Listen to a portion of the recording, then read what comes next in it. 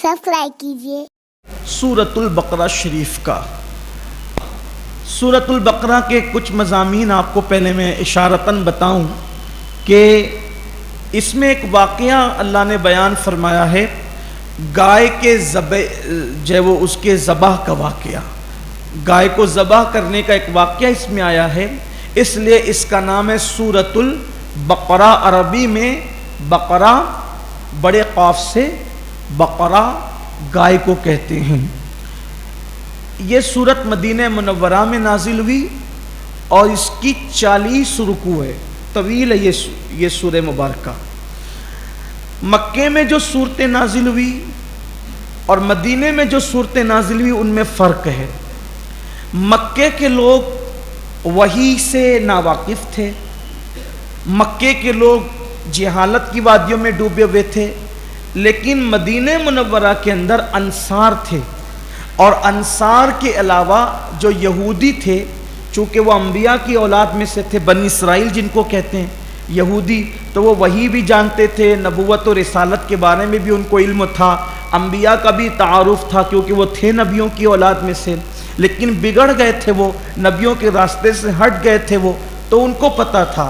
तो जो मक्कतुल मुकर्रमा में सूरतें हैं उसमें आपको अक्सर आखिरत का तस्करा मिलेगा और अकीदे की बातें मिलेगी, लेकिन मदीने मुनव्वरा के अंदर जो है उसमें अक्सर अहकामात हैं, आमाल हैं और अक्सर अंबियाए किराम के वाक़यात हैं, इसलिए कि वाक़यात अंबियाए किराम यहूदियों के सिवा और लोग नहीं जानते थे। मक्के वालों को पता ही नहीं था अंबिया के वाक़यात, उन्हें नहीं पता था। मदीने में जो यहूद रहते थे और सारी कमांड यहूदियों के हाथ में थी, तो जब आका मदीने मुनव्वरा पहुँचे अक्सर लोग मुसलमान हुए।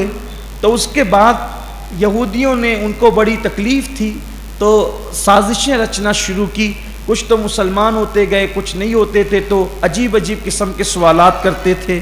तो अल्लाह तबारक व ताला ने सूरह बकरा नाजिल फरमाई और उसके अंदर अल्लाह ताला ने हज़रत आदम अलैहिस्सलाम के, हज़रत मूसा अलैहिस्सलाम के और भी बहुत से अंबियाए किराम के वाक़यात बयान फरमाए। ख़ास तौर पे मूसा अलैहिस्सलाम के वाक़यात बहुत ज़्यादा इसके अंदर आए हैं।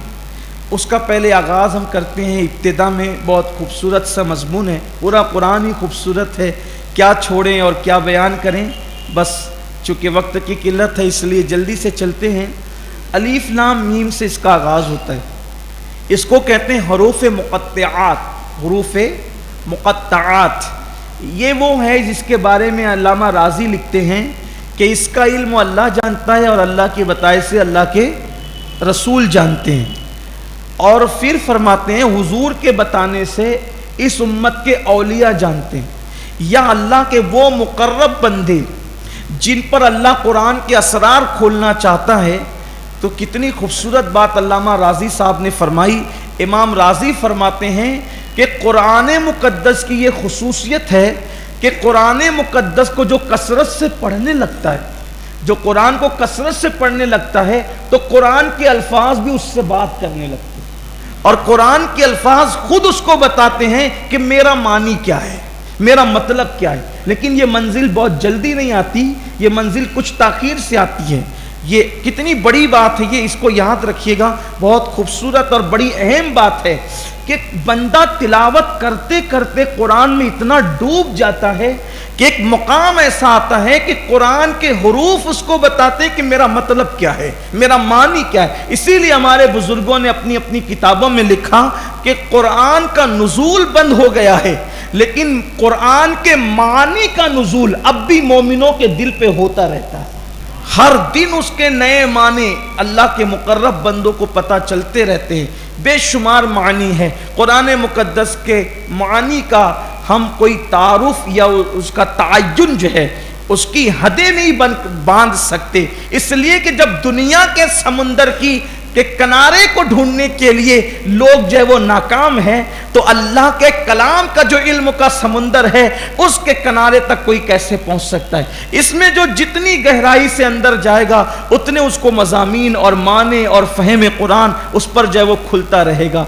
एक गालिबन डॉक्टर इकबाल ने कहा है कि जब इश्क सिखाता है آداب خود آگاہی، کھلتے ہیں غلاموں پر اسرار شہنشاہی۔ جب عشق کی کیفیت آتی ہے تو معنی قرآن خود بتانے لگتا ہے۔ کمنٹ شیئر ضرور کریے۔